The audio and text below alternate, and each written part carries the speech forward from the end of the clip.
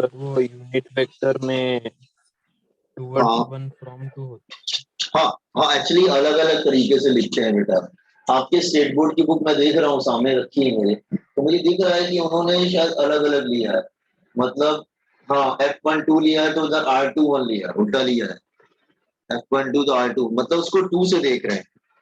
तो फोर्स 1 पे लग रहा है तो 2 से देख रहे हैं, जो फोर्स 2 पे लग रहा है तो 1 से देख रहे हैं, ऐसा किया गया।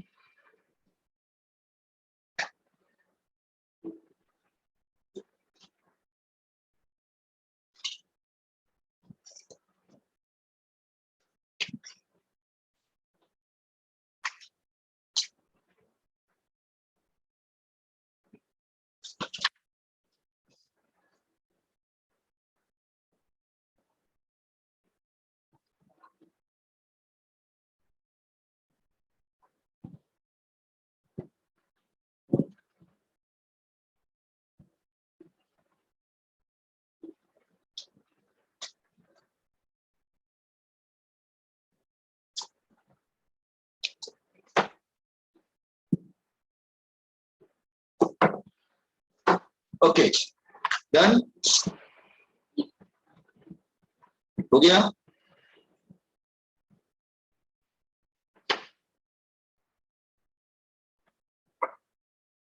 है। Yes sir.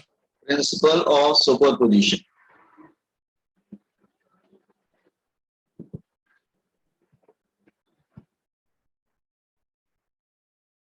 Principle of superposition ये क्या है कि अगर ये तो दो ही चार्ज है ना, अगर दो से ज्यादा चार्ज होंगे तो क्या करो, तो ठीक है ना, वेक्टर यूज करेंगे।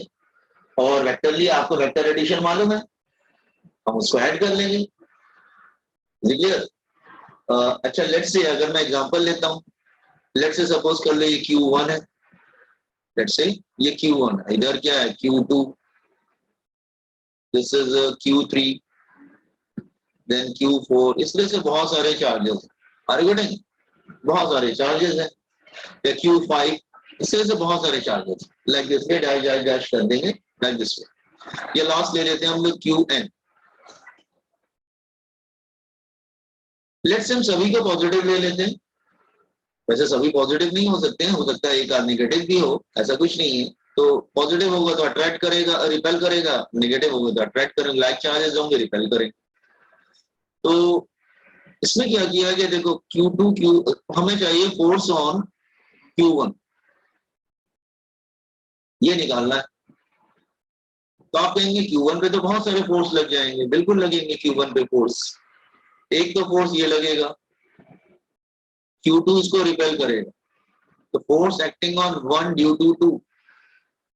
आप कहेंगे सर तो Q3 भी रिपेल करेगा, यस, और डेफिनेटली Q3 भी रिपेल करेगा।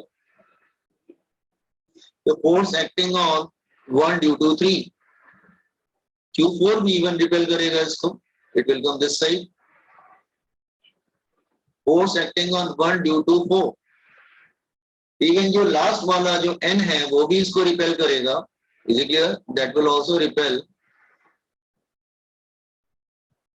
ये भी इसको रिपेल करेगा, that is F1N, nth particle, वो भी रिपेल कर रहा है।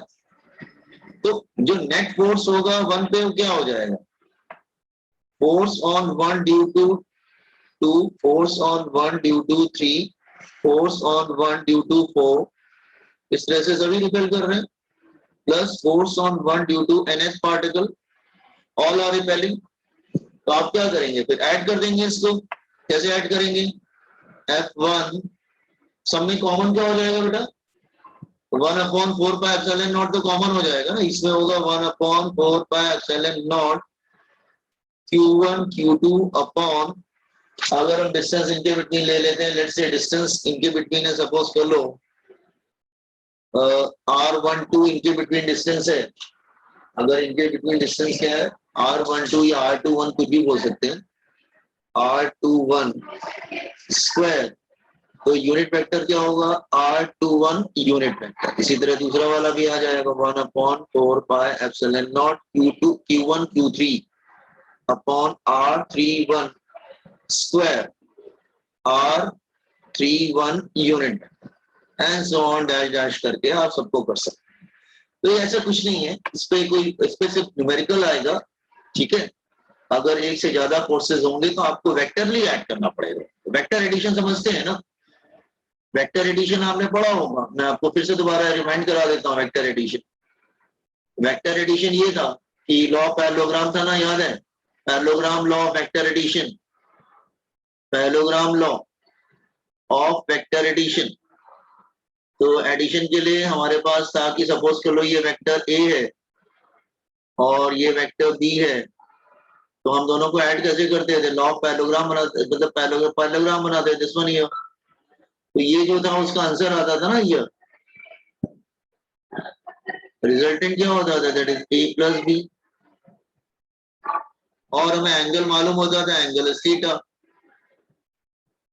तो फॉर्मूला क्या था? R is equal to magnitude क्या था? Under root of a square plus b square plus 2ab cos theta. तो ये सब ध्यान रखना पड़ेगा तुमको। जो वेक्टर तुमने लॉ पैरेललोग्राम यूज किया था उसको यहाँ पे यूज करना पड़ेगा, अदरवाइज आप ऐड कैसे करेंगे सारे फोर्सेस को? डायरेक्शन तो अलग अलग रहेगा ना सबका, force is a vector quantity और डायरेक्शन भी डिफरेंट होगा। तो जब तक आप प्रॉपर फॉर्मूला नहीं लगाएंगे तो अच्छा एंगल मिल जाता है, ज्यादा होता नहीं है, एंगल मिल जाता है। Is it clear? This is principle of superposition. Copy it.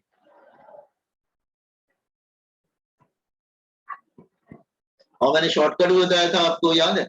एक शॉर्टकट भी था, शॉर्टकट वाला काफी इंपॉर्टेंट था कि अगर हाँ, ये था कि अगर दोनों फोर्स सेम होंगे देन, और एंगल बन रहा है थीटा, तो नेट फोर्स क्या हो जाएगा?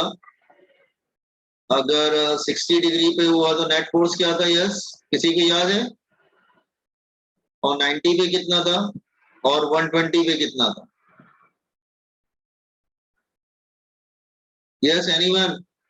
60 पे था f√3, 90 पे था f√2 और 120 पे सेम था f।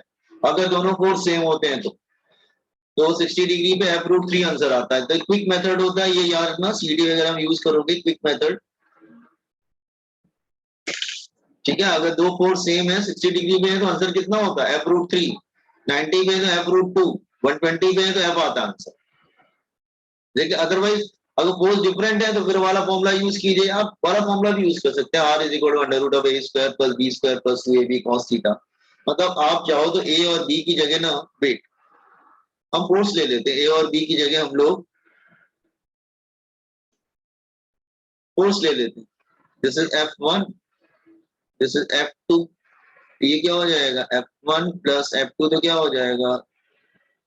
नेट फोर्स क्या आ जाएगा? दैट इज नेट फोर्स या रिजल्टेंट फोर्स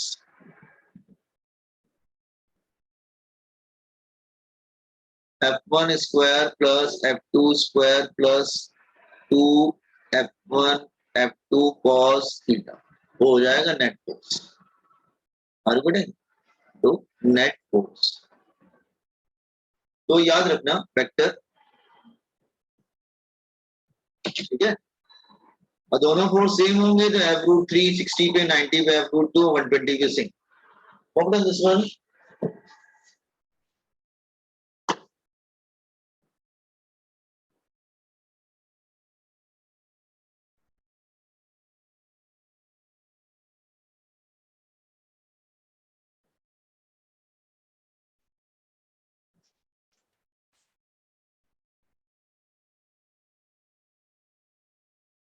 सर थोड़ा ऊपर स्क्रॉल करो ना।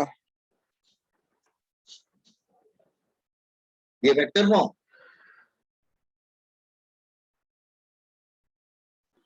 हाँ sir. Electric, that is E। Electric field क्या होता है? सी, जैसे सपोज कर लो कोई चार्ज है, मैंने बताया भी था आपको, चार्ज लेट्स से Q1 और एक दूसरा चार्ज है लेट्स से Q2। तो Q1 Q2 को अट्रैक्ट या रिपेल कैसे कर सकते? दोनों के बिटवीन एक सेपरेशन है, ठीक है। तो ये Q1 क्या करता है? सबसे पहले अपने चारों तरफ एक फील्ड प्रोड्यूस करता है, दैट इज इलेक्ट्रिक फील्ड, ठीक है। ये एक इलेक्ट्रिक फील्ड प्रोड्यूस करता है। It produce electric field. फिर वो इलेक्ट्रिक फील्ड जो है एक्शन लेता है, action of what, attraction of repulsion. इसका मतलब Q1 ने Q2 को जब अट्रैक्ट या रिपेल किया तो कुछ अपनी फील्ड का यूज किया उसने, क्योंकि दोनों के बिटवीन सेपरेशन था। हाउ इज इट पॉसिबल कि एक चार्ज इतनी दूर से दूसरे चार्ज को अट्रैक्ट या रिपेल कर सकता है? इसका मतलब कुछ तो एक इंटरवेनिंग मीडियम है ना उसके बिटवीन। तो वो जो मीडियम है जो ये काम कर रहा है वो फील्ड है बेसिकली। ठीक है, जैसे अर्थ हमको अट्रैक्ट या रिपेल करता है तो अर्थ की ग्रेविटेशनल फील्ड होती है चारों तरफ। ठीक है, ऐसे बिना कांटेक्ट, देखो जितने भी नॉन कांटेक्ट फोर्स होते हैं बिना कांटेक्ट के अट्रैक्ट या रिपेल करने वाले, वो एक फील्ड का यूज करते हैं। तो Q1 क्या करता है, अपने चारों तरफ एक फील्ड बना देता है और वो फील्ड जो है एक्शन करता है। Are you getting what is electric field? अच्छा, नाउ हम लोग दो टर्म यूज करेंगे, मैं बार बार रिपीट कर रहा हूं। एक होता है सोर्स चार्ज। सोर्स चार्ज क्या होता है? सोर्स चार्ज की जस्ट प्रॉपर्टी होती है, it has a large magnitude of charge, बड़ा चार्ज है।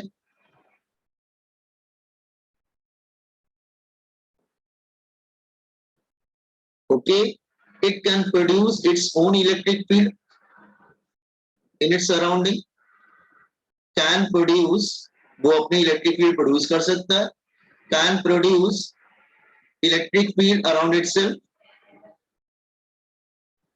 electric field around itself,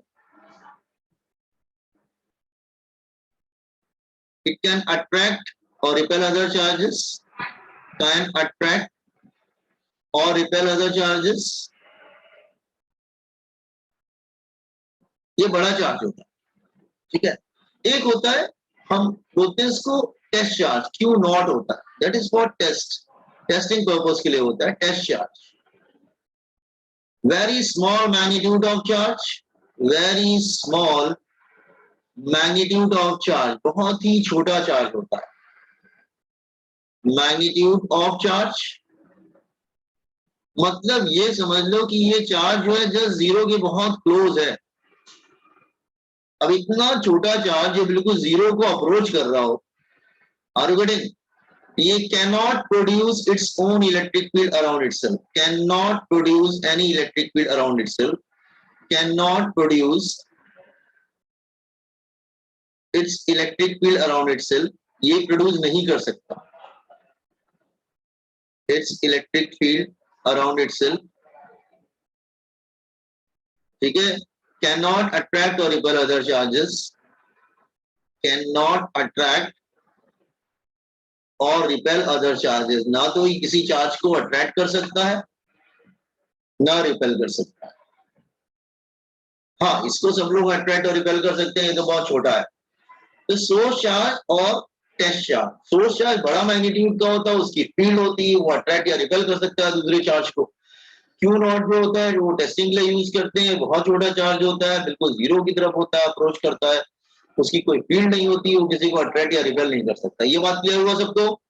Boys and girls, the difference between source charge and electric charge, difference between source charge and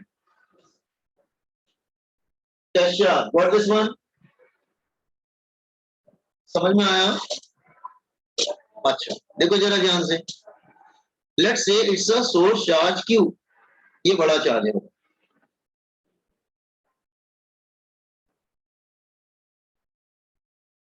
और यहाँ पे हमने एक टेस्ट चार्ज रखा हुआ,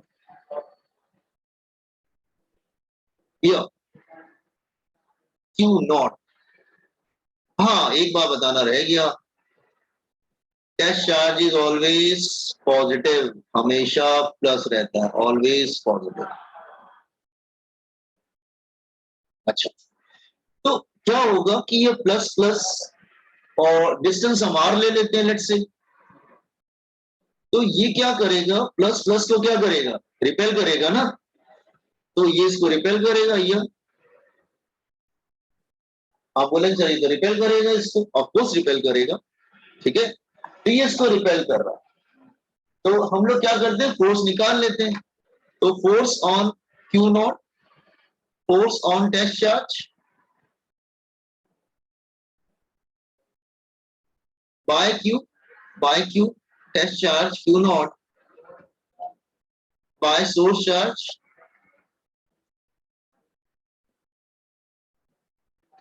तो फोर्स का फॉर्मूला क्या होगा? वी वेक्टर फॉर्म लिखा था, that is 1/4 pi epsilon naught Q naught upon R square into unit vector R।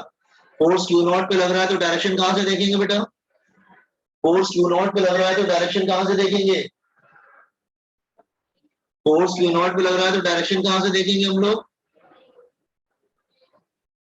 आपको बताया था ना, अगर फोर्स Q नॉट पे लगेगा तो डायरेक्शन कहां से देखेंगे? दूसरी चार से देखते हैं ना, तो डायरेक्शन यहां से देखेंगे। सी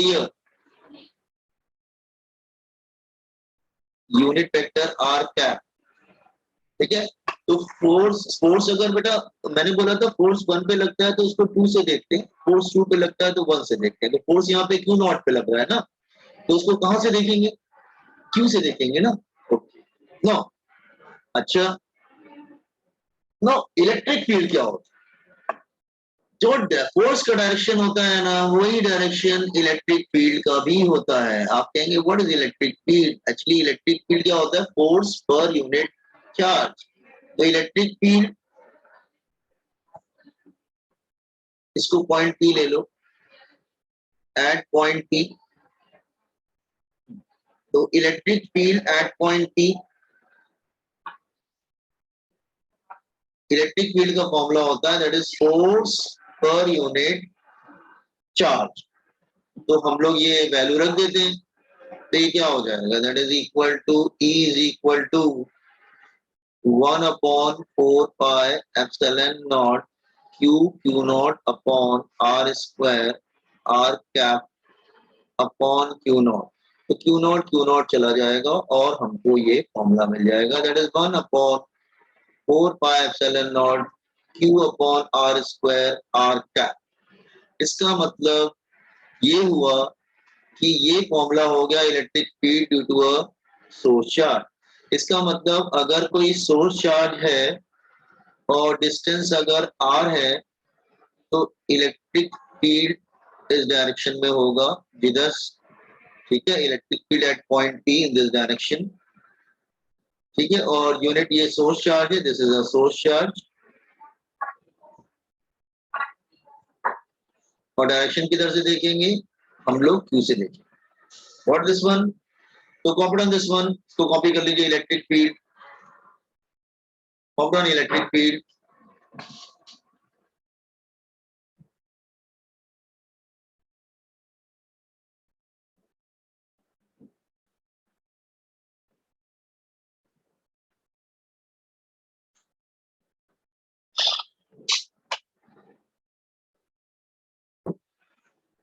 जरा पढ़ते रहिए इसके फॉर्मूले। अच्छा मैं डीपीबी पोस्ट करूंगा, किसका? इलेक्ट्रोस्टैटिक का। अच्छा हम लोग डीपीबी डिस्कस करने वाले थे ना, आप लोगों ने फॉर्मूले वगैरह याद किया, डीपीबी वगैरह ट्राई किया क्या? हाँ सर। तो कुछ ठीक है, डाउट्स वगैरह अपने लेके रखो। कल क्या करते हैं ना, कल पहले थोड़ा डीपीबी वगैरह डिस्कस कर लेते हैं हम लोग, ठीक है। हाँ, और इस और इलेक्ट्रिक फील्ड की भी डीपीबी में पोस्ट करता हूँ, ठीक है।